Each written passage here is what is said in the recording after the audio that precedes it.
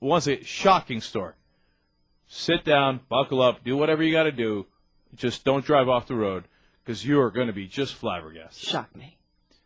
The Ethics Committee has decided, although they've worked so hard, that they're not going to be able to come out with a report on the Mark Foley scandal and cover-up before the election.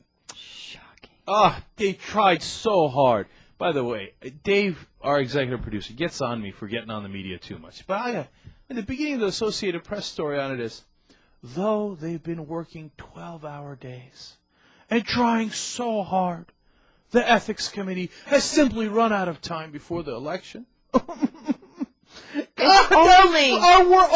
Our principled people in the Ethics Committee, who, by the way, have never investigated anything. And when Joel Heffley, the Republican from Colorado, did investigate, delayed for a second, was fired. When the principled people inside the Ethics Committee worked so hard and diligently on this, but just barely missed the deadline before Election Day, I'm sorry, they're going to have to give you the report on how the all Republicans covered up and lied for Mark Foley to make sure that they kept that political seat. We'll have to give that to you just a couple of days after the election so that it is entirely irrelevant. If Sorry. only the victims were more politically astute, they would have come out earlier.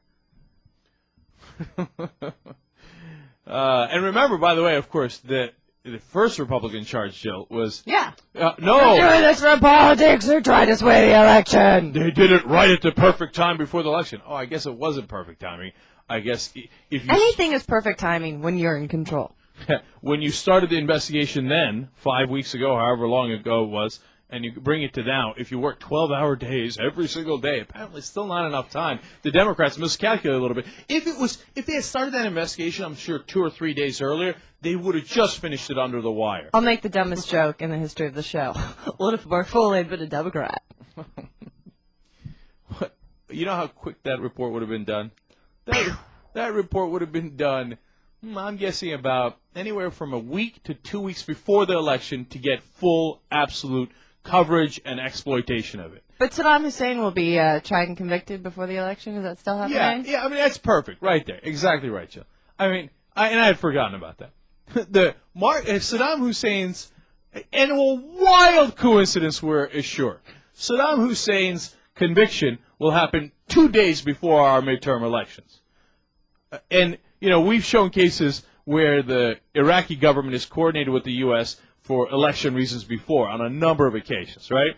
But I'm sure that's a wild coincidence. But the Mark Foley cover-up that hurts the Republicans conveniently after the election.